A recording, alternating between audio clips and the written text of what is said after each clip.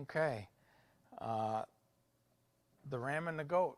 That's what message is called. So go ahead and open your Bibles up to the book of Daniel, chapter 8. And we're going to start at verse 1. And I mentioned last week how the first 6 chapters of the book of Daniel are historical in nature. And the last 6 chapters are prophetic in nature. Or you could say they're prophecies. And I've also mentioned a few times how starting at Daniel chapter 2 verse 4 to the end of chapter 7 were all written in the Aramaic language or a Gentile language. And the focus of those chapters were the times of the Gentiles. Now starting in chapter 8, the writing returns to the Hebrew language. And our focus of these prophecies now returns to the nation Israel. And so it's kind of important for us to realize that difference. So let's look at when Daniel receives this vision that we're going to see in chapter 8, and that'll be in verse 1. It says, Daniel 8:1, it says, during the 3rd year of King Belshazzar's reign, I, Daniel, saw another vision following the one that had already appeared to me. So this chart, I didn't know how well it would look, but it's during the 3rd year of Belshazzar's reign, and Belshazzar is the guy who saw the writing on the wall. And chapter 7 was in the 1st year of Belshazzar's reign. This is in the 3rd year. Let me just see if I can help with this chart. So this is the timeline. This is the Babylonian Empire. It's the head of gold of chapter 2. And so Daniel has this vision in chapter 8 right here. And it's concerning this empire and this empire. We're going to find that the ram and the goat. But when Nebuchadnezzar's dream, it was the chest and arms of silver and the sides of brass, or the midsection of brass.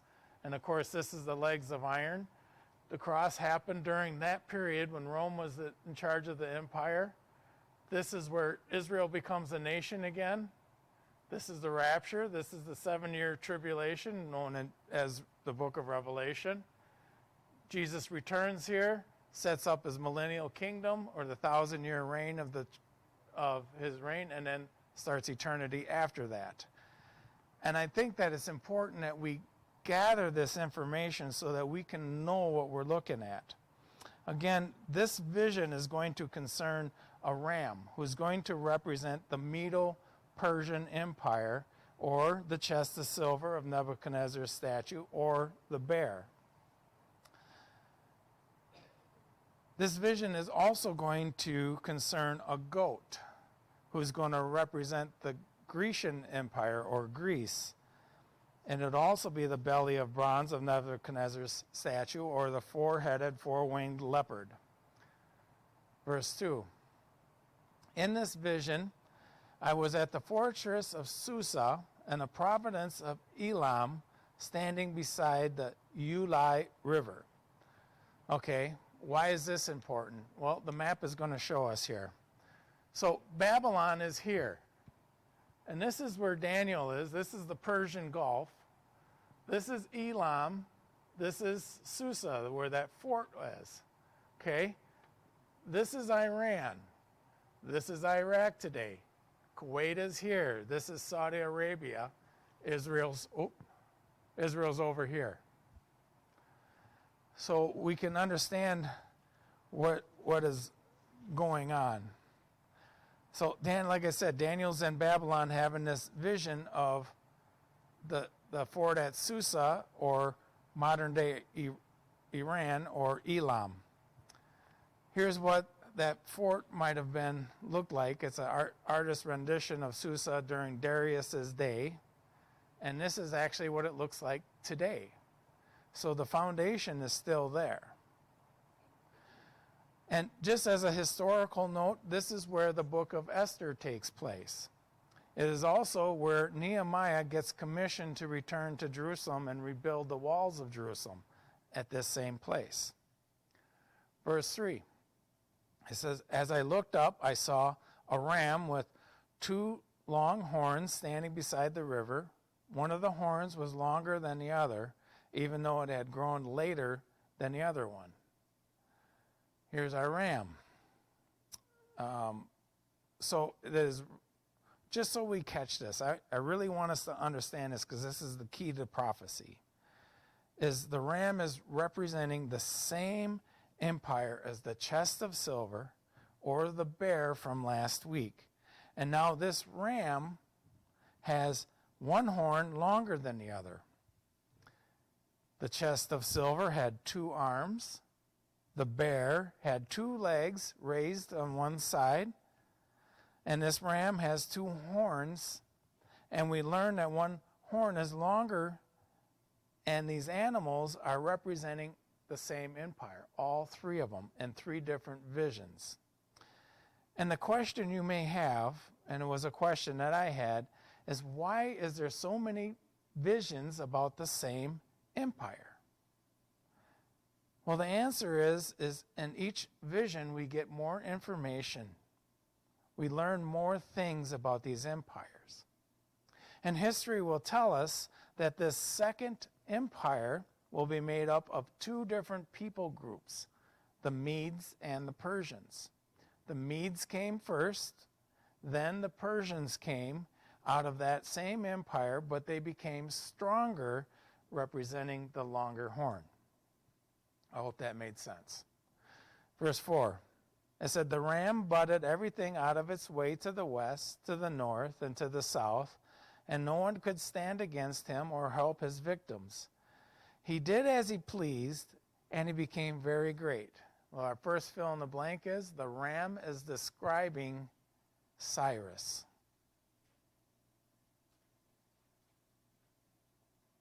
Now, if we remember from our lesson in chapter 2, it was Cyrus's army who defeated Babylon by damming up the Euphrates River.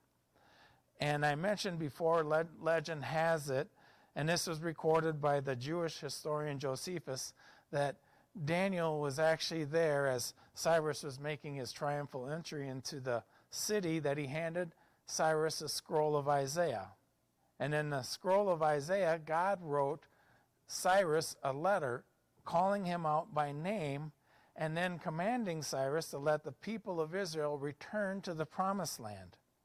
It is also during the same empire that Esther will marry Xerxes, the Persian, and he happens to be the king of Persia.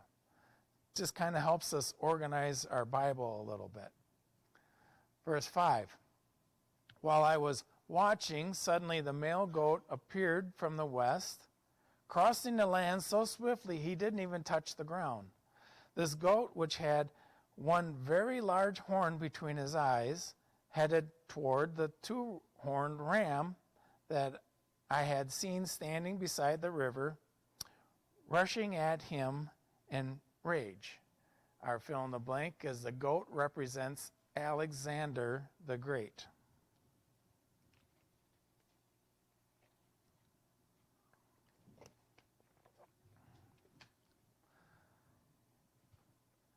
Here's a picture to kind of, I'm a visual person, I like pictures.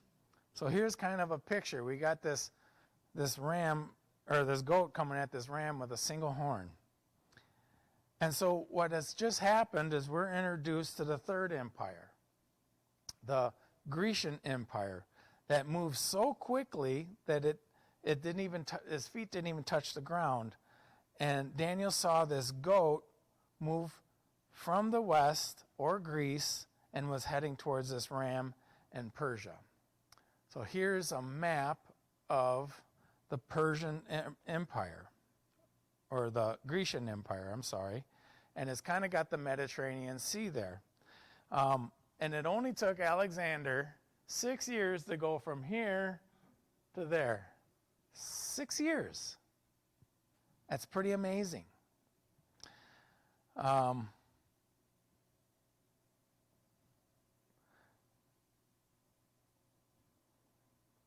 And then after that 6 years, he dies at the age of 32. Verse 7 and 8. The goat charged fiercely at the ram and struck him, breaking off both his horns. And now the ram was helpless, and the goat knocked him down and trampled him. No one could rescue the ram from the goat's power. The goat became very powerful, but at the height of his power, his large horn was broken off. In the large horn's place grew 4 prominent horns, pointing in 4 directions of the earth. Okay, here's our goat. Kind of helps us understand this. So the one horn represented Alexander the Great, who had great success. But after he conquers the Persian, his horn is broken off, or he dies at the age of 32. Alexander doesn't have a successor. And legend has it that at his deathbed, he was asked, "Who's going to succeed you?" And he responded, "Give it to the strong." Here's what happened when he gave it to the strong. There's 4 Grecian empires, or the Grecian Empire is divided into 4 sections represented by the 4 horns, and each section was given to these 4 men. And we saw this division in the last chapter with the leopard with 4 wings and 4 heads in chapter 7. Okay? Verse 9. Then from one of the prominent horns came a small horn whose power grew very great. It extended toward the south and the east towards the glorious land of Israel. That's important. And our fill in the blank, this little horn is not the same little horn from chapter 7. I put it in capitals so that we could say not.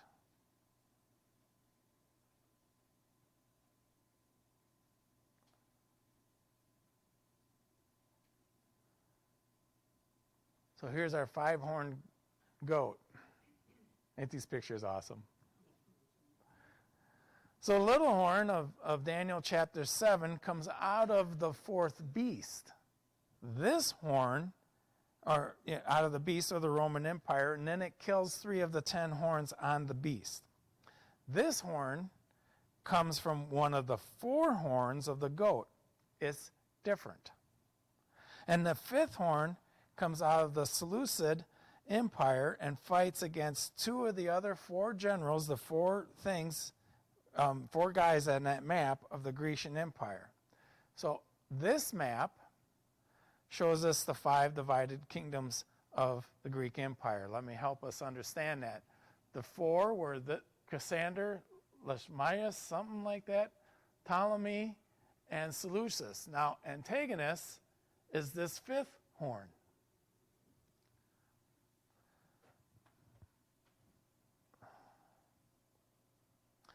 And I mentioned that Alexander died, and he left no successor to his kingdom, and he said, "Give it to the strong." And this resulted in a conflict between all the generals, the top generals, and history calls it the Wars of Didache, or the Wars of the Successors. I'm going to put up the map of the original 4 again so we can kind of get this. On the right is the Seleucid kingdom. And the 5th horn comes out of that kingdom and attacks Ptolemy and Leishmanias. I hope I said that right. And now Daniel sees this 5th horn that represents one of Alexander's generals named Antigonus, who attacks the other 2. And then I'm going to put up this other map, and then we get the 5th divided kingdom. If you notice, Israel is part of this 5th kingdom. And what is significant about that is because the prophecy has changed to Israel. And it's going to talk about a future leader that is going to come out of this 5th horn. And this is where Daniel's prophecy or his vision is going to take a shift, which can be very confusing unless you understand that it's about to take a shift. See, prophecies do that. They'll be talking about things and then it will shift suddenly. Let me explain. So prophecy will describe to us a situation in the physical. Then suddenly the prophecy will seem to change, now describing the spiritual powers behind this physical event. Or I could say, God is predicting that this future is going to happen in the literal or the natural, but there are certain spiritual powers behind this literal event. So what Daniel is going to describe to us are the spiritual powers behind the empowerment of this fifth horn that comes out of one of the four goat horns. What Daniel is going to see is a future leader that comes out of this empire, an antagonist one, whose name happens to be Antiochus IV. He is not the little horn from chapter 7 or the Antichrist. He is different. But this Antiochus is going to be a type of the Antichrist. In other words, he's going to show some of the things that the Antichrist is going to do. So our fill in the blank is the fifth horn is a type of the future Antichrist. I hope I didn't lose anybody.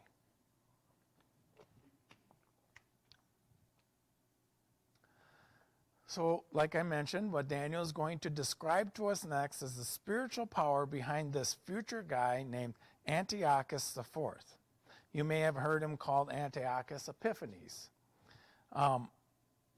But the same spiritual force that is going to work through this Antiochus IV will be the same spiritual power that's going to empower the Antichrist in our yet future.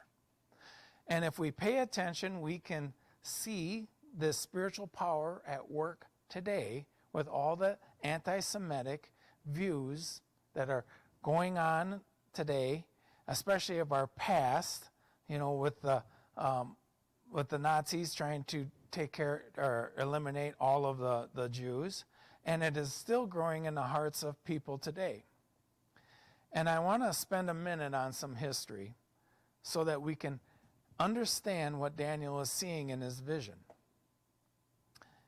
Antiochus IV, who comes later than what out of the four, the fifth horn out of the four, who comes later, will want to continue conquering the southern general Ptolemy. He wanted to be in charge of Egypt, though I don't have the map up. So he wanted to come down and keep on taking out Egypt and getting more land. But while Antiochus IV was starting his campaign against Egypt, he gets word from Rome not to go to war against the general Ptolemy, who was left in charge of Egypt. Now this takes place in 175 BC. This is the time when Rome was on the rise in power and becoming very, very powerful throughout the world.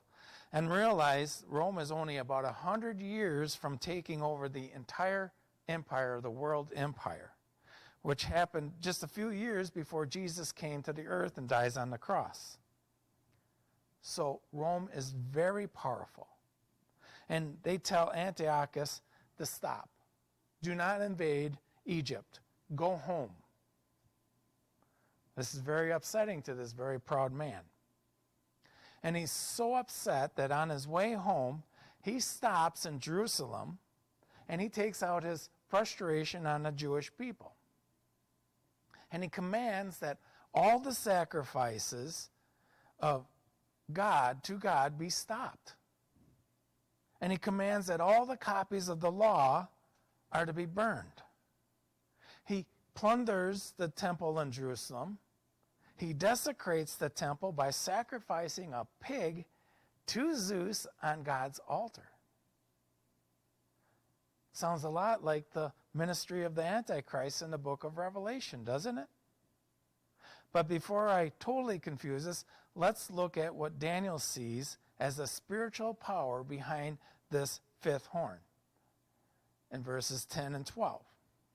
Verse 10 says, its power reached to the heavens, where it attacked the heavenly army, throwing some of the heavenly beings and some of the stars, that's a word for angelic beings, to the ground and trampling them. It even challenged the commander of the heavens army, most likely Jesus, by canceling the daily sacrifices offered to him and by destroying his temple. The army of heaven was restrained. Don't miss this. It was restrained from responding to this rebellion, so the daily sacrifices were halted and truth was overthrown. The horn succeeded and everything it did. All right, we've got to unconfuse this, so I've made 3 fill in the blanks. The armies of heavens were restrained from responding to this rebellion. The second one is because of the heavenly restraining, the sacrifices were stopped. And the third one is because of the heavenly restraining, the fourth horn succeeded. I'll give you just a second.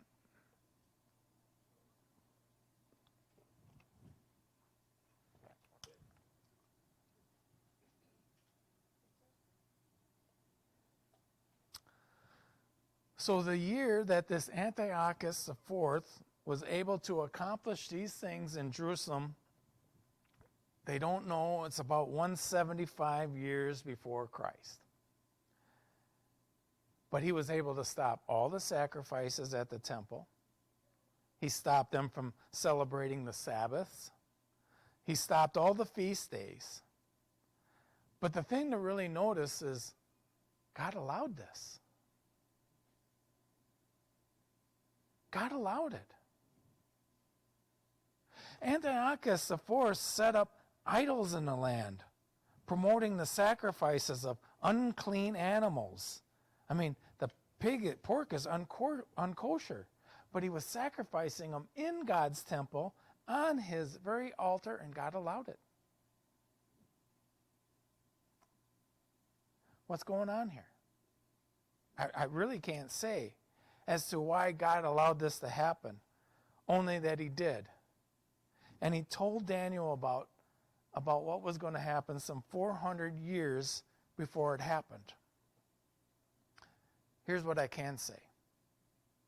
God has allowed trials in my life, and he has caused me through these trials to either return to him or get rid of something in my life that he didn't want there. God has taken his blessings from me from time to time. He has restored blessings back to me. But each time God does this, my faith grows. There's always a purpose to why God does these things. See, Job figured this out. And here's what Job said in Job 1:20 through 22. Now, Job had a lot taken from him very quickly. And he said, in verse 20, it says, Job stood up and tore his robe in grief. Then he shaved his head and fell to the ground to worship. To worship. He said, I came naked from my mother's womb, and I will be naked when I leave. The Lord gave me what I had, and the Lord has taken it away. Praise the name of the Lord. And all of this, Job did not sin by blaming God. And so I made a fill in the blank of this. It says, God gives and takes away.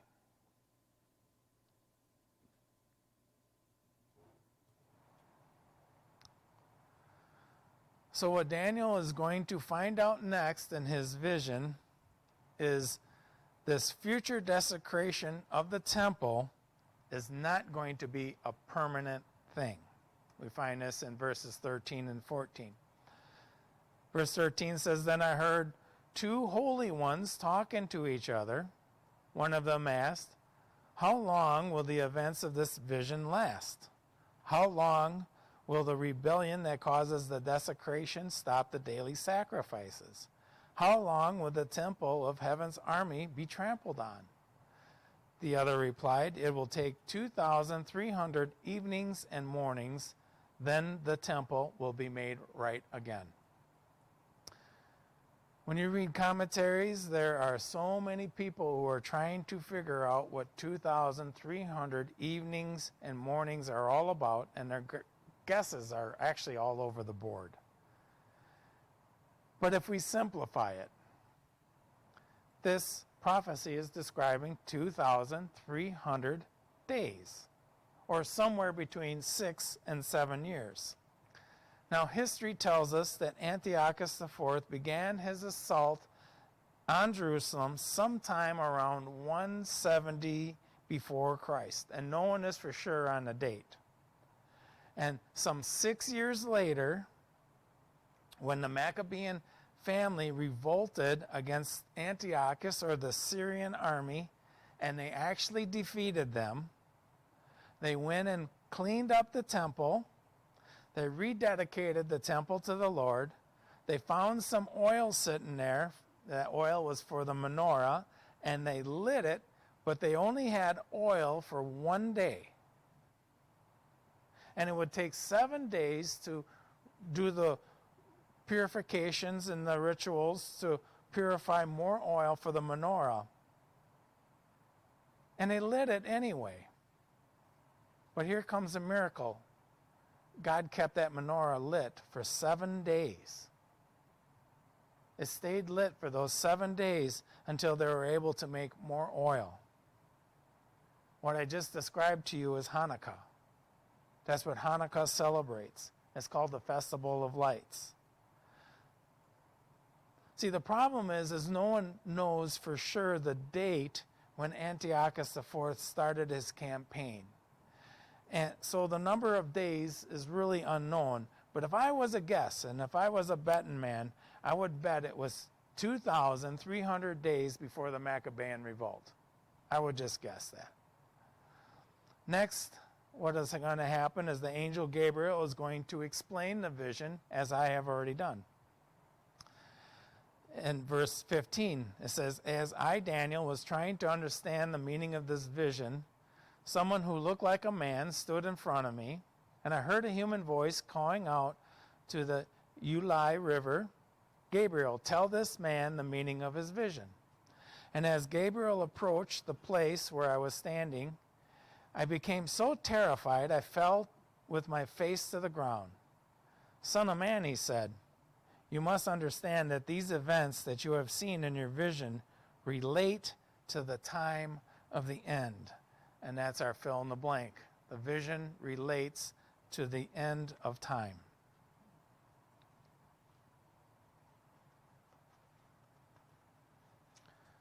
So this vision is showing us today our yet future end of time. Have you ever heard the expression that when you study history, you are actually studying the future because history repeats itself? This history of the fifth horn on the goat will represent itself again.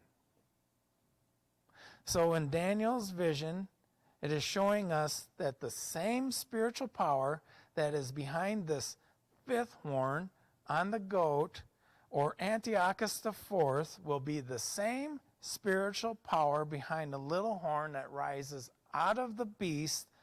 We call it the Antichrist, and it will have these same qualities and same powers. And this is what is meant by relating to the end of time. See, each of Daniel's visions are adding more and more information to the same events.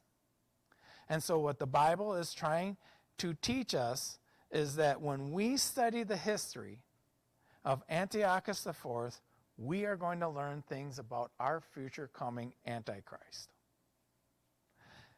This spiritual power is the same spiritual power that empowered the fifth horn, will be the same spiritual power that will empower the little horn or the Antichrist.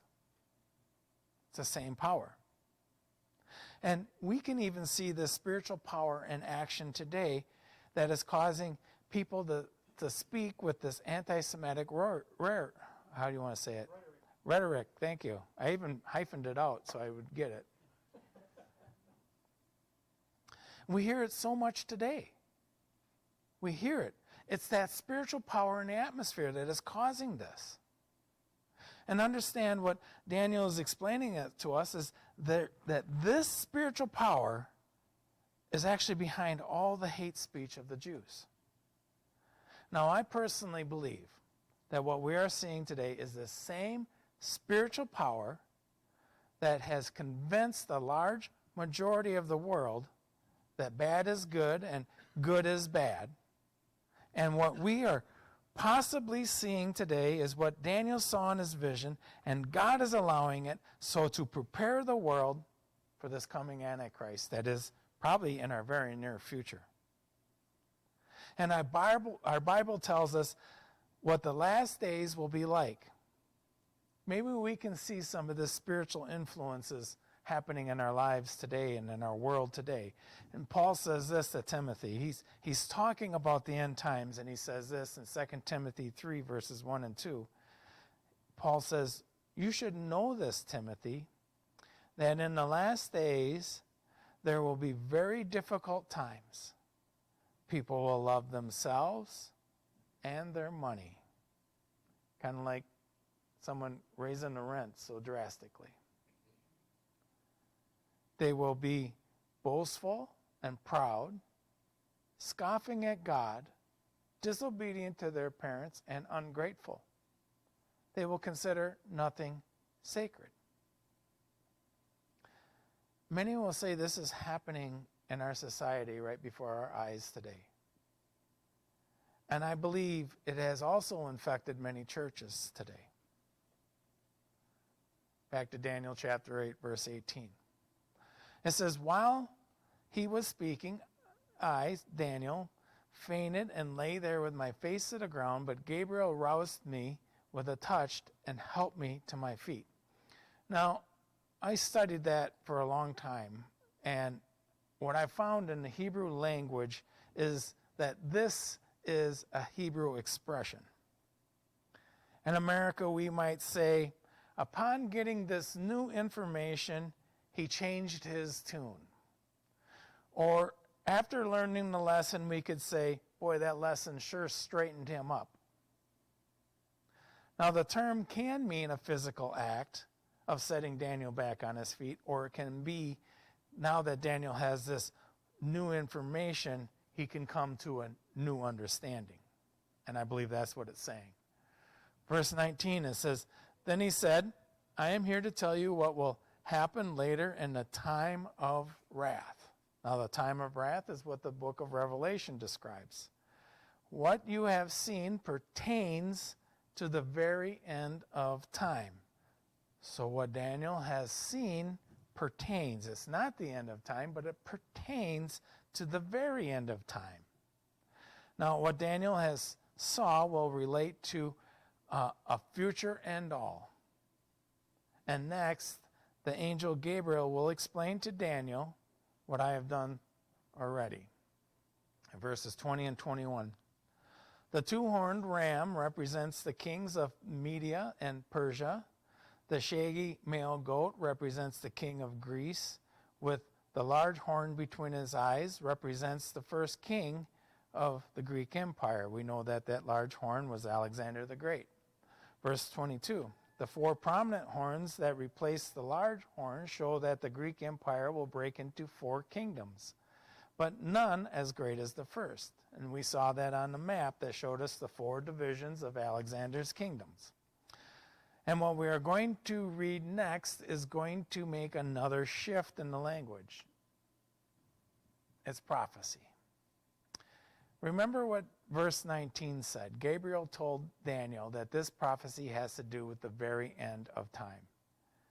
The end of the times of the Gentiles, or the Gentile empires. Or we could say, this is just before the rock that was not made by human hands or cut by human hands will smash the feet of the 10 toes of iron mixed with clay of that Nebuchadnezzar statue. So just to be clear, Gabriel is now talking directly about the Antichrist in the book of Revelation. Here's verse 23. At the end of the rule of the rams and the goats, when their sin is at its height, a fierce king, a master of intrigue, will rise to power. Okay, I made a fill in the blank so that we can understand that. A fierce king is another prophetic title for the Antichrist.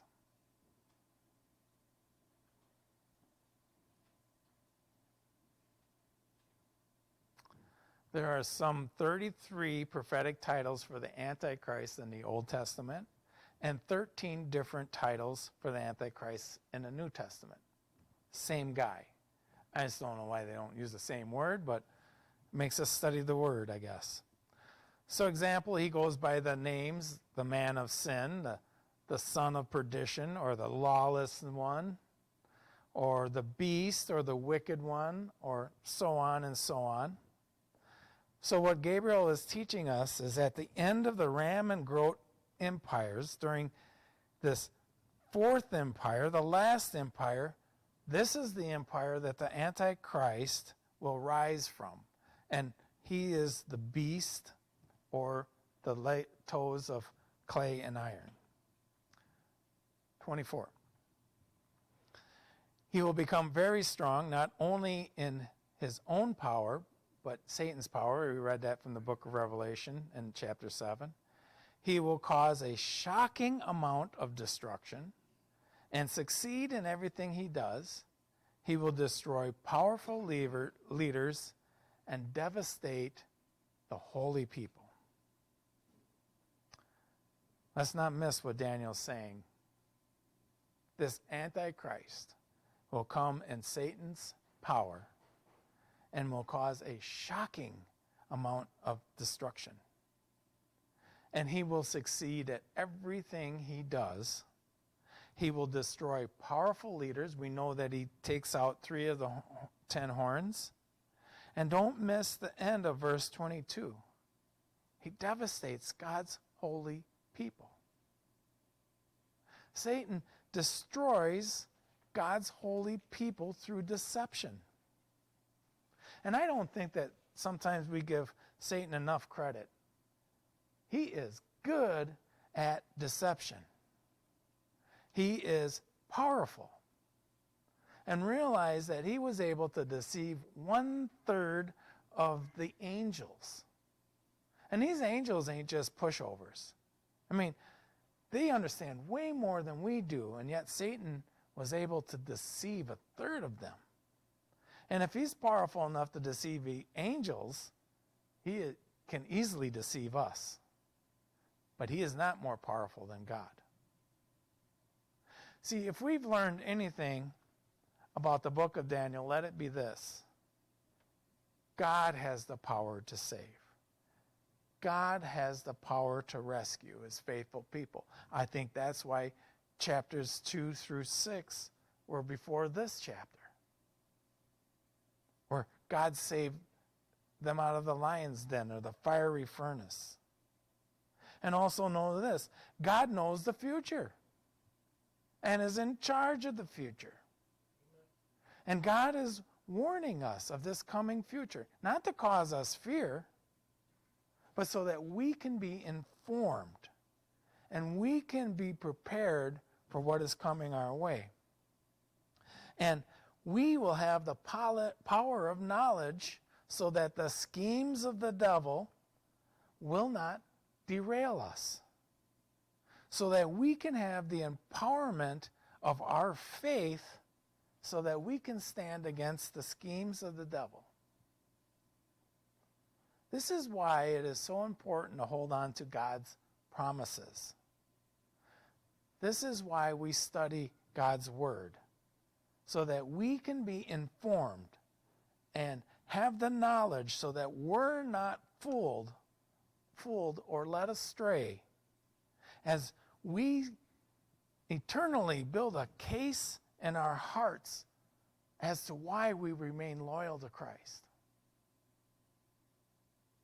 See, when the disciples asked Jesus just before he was about to die, he said, what will it be like when you return, Lord? And the very first thing Jesus says to him is, don't be fooled. Don't be tricked. See, many will come in my name, but will not be me. Don't chase after them. Then Jesus tells his disciples, there's going to be wars and there's going to be rumors of wars. And a sign of his return will be a reference to the book of Daniel, the stuff that we're studying right now. The same verses we are reading today as a sign that the Lord will use of his return. We find this in Matthew 24, 15 and 16. It says in verse 15, the day is coming when you will see what Daniel the prophet spoke about, the sacrilegious object that causes desecration standing in the holy place. Reader, pay attention. What did I do? You're on the wrong side. Oh. Well, take my word for it. I pulled some out, so I pulled the wrong Matthew out, I think. Matthew 15 is where you started reading? Matthew 24, 24? verse 15. So I'll read it again since it's not up there. It says, the day will coming when you'll see what Daniel the prophet spoke about, the sacrilegious object that causes the desecration standing in the holy place. And then it says, reader, pay attention. Then those in Judea must flee to the hills. So what he's saying is what we saw at Antiochus doing the desecration of the temple, we will see again when Antichrist comes. We'll see it again. Reader, pay attention. And see, the disciples would understand the history of Israel and know who this Antiochus IV was, right? Because the Maccabean revolt just happened within 100 years of this. And they know what they did to the temple. And now, so do you guys. See, the Bible prophecies speak so much about this Antichrist. And I want us to get the idea of the power and the devastation that this guy will cause. Here's an example. I don't know what happened. I probably saved the wrong one. Zechariah, verse 13, 8 and 9. It says in verse 8, 2/3 of the people in the land will be cut off and die. The land, they're speaking of Israel. 2/3 of the people of Israel will die when this Antichrist comes. 1/3 will be left in the land. And the Lord says, I will bring that group through the fire and make them pure. I will refine them like silver, purify them like gold, and they will call on my name, the name of Jesus, and I will answer them. And I will say, these are my people, and they will say, the Lord is our God. Have you ever wondered what it'll take for the nation of Israel to recognize Jesus as the Messiah? You just read it.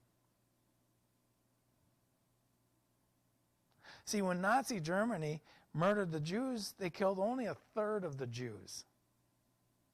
And Zechariah just said 2/3 of the Jews will die in this at the hands of the coming Antichrist. This is sobering.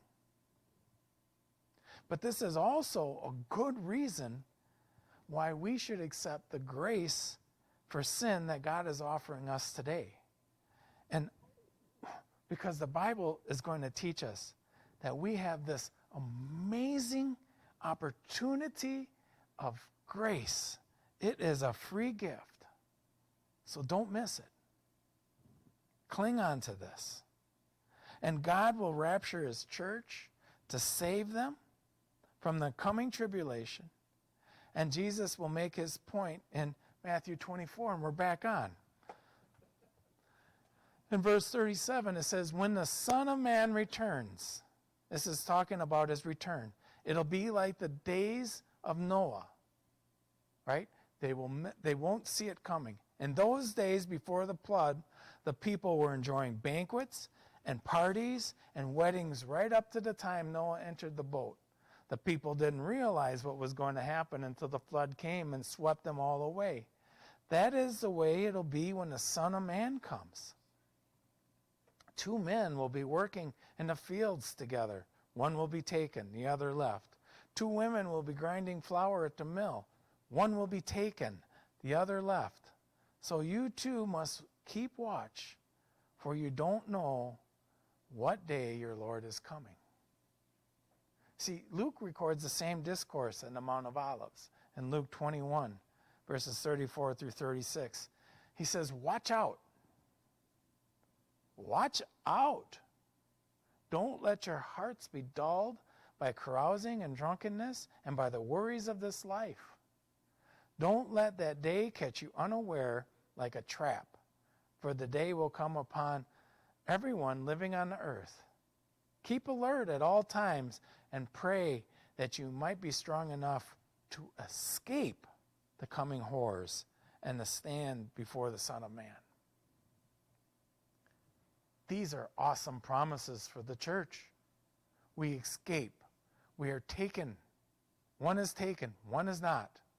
What's the difference? If you don't know, ask me when we're done.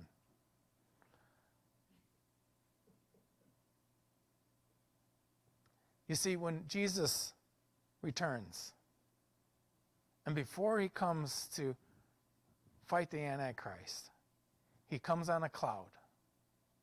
And he will rapture. He will take. He will create an escape route for his faithful church. They will be raised up, and they will escape the coming horrors of this Antichrist. You know, people think that it's not a big deal. It terrified Daniel. So there's this burden in my heart. I don't want anyone to miss this great escape. See, it's the ultimate get-out-of-jail card.